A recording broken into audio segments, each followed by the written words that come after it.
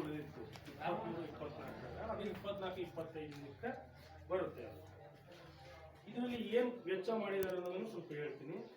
ಈ 3,80,000 ಏನೇನು ಕೆಲಸ ಮಾಡಿದ್ದಾರೆ ಇಲ್ಲಿ 2 ರೀತಿಯಲ್ಲೇ ಇವರು ವೆಚ್ಚ ಮಾಡ್ತಾರೆ. ಒಂದು ಕಾಮಗಾರಿಗಳನ್ನು ಅನುಷ್ಠಾನ ಮಾಡ್ತಾರೆ, ಇನ್ನು ಒಂದು ಸಾಮಗ್ರಿ ಖರೀದಿ ಮಾಡ್ತಾರೆ ನಿರ್ವಹಣೆಗೆ ಸಂಬಂಧಪಟ್ಟಂತೆ. ಒಂದು ಕಾಮಗಾರಿ ಅನುಷ್ಠಾನ ಮಾಡಿದರೆ ಜೋಸಳ್ಳಿ ಗ್ರಾಮದ ಎಸ್ ಟಿ ಕೋಣೆಯಲ್ಲಿ ಕುಡಿಯುವ ನೀರಿನ ಮಿನಿ ಸಿಸ್ಟಮ್ ನಿರ್ಮಾಣ ಮತ್ತು ಪೈಪ್ಲೈನ್ ಅಳವಡಿಸುವುದು. ಈ ಒಂದು ಕಾಮಗಾರಿಗೆ 80,000 ರೂಪಾಯಿ ಇಟ್ಕೊಂಡಿದ್ದಾರೆ. ಖರ್ಚು ಮಾಡಿರೋದು 75,343 ರೂಪಾಯಿ. ಗುತ್ತಿಗೆದಾರರಿಗೆ ಪಾವತಿಯಾಗಿರೋದು ಟ್ಯಾಕ್ಸ್ ಅಮೌಂಟ್ ಬಿಟ್ಟು ಒಟ್ಟಾರೆ ಖರ್ಚು 79,717 ರೂಪಾಯಿ ಆಯಿತು ಬಿಲ್.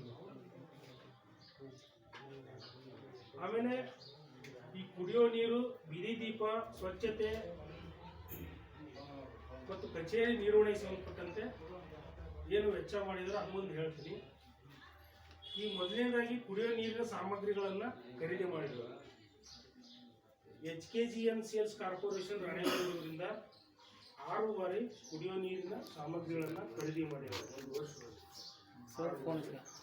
ಅದಕ್ಕೆ 79,537 ರೂಪಾಯಿ ವೆಚ್ಚವನ್ನು ಮಾಡಿದ್ದಾರೆ.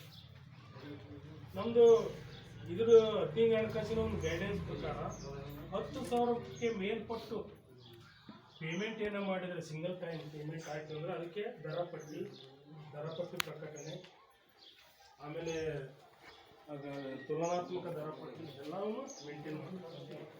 ಮತ್ತು ಇದರಲ್ಲಿ 3 ಟೈಮ್ ಖರೀದಿ ಮಾಡಿದ್ದಾರೆ. ಒಂದು 12,400, ಒಂದು 11,000, ಇನ್ನೊಂದು 22,000. ಈ 3 ಬಿಲ್ಲುಗಳಿಗೆ ಯಾವುದನ್ನು ಮೇಂಟೈನ್ ಮಾಡಿಲ್ಲ. ಸಂಬಂಧಪಟ್ಟಂತೆ ದರಪಟ್ಟಿ ಪ್ರಕಟಣೆ, ವಿವಿಧ ಸರಬರಾಜುದಾರರಿಂದ ಪಡೆದ ದರಪಟ್ಟಿಗಳು, ತುಲನಾತ್ಮಕ ಪಟ್ಟಿ, ಸರಬರಾಜು ಆದೇಶ ಪ್ರತಿಯನ್ನು ಆ ಒಂದು ಬಿಲ್ಲಿನಲ್ಲಿ ನಿರ್ವಹಿಸಿರುವುದಿಲ್ಲ. ಇದಕ್ಕೆ ನೀವು ಸರಿಪಡಿಸ್ತೀವಿ, ಅನುಪಾಲನೆ ಕೊಡ್ತೀವಿ.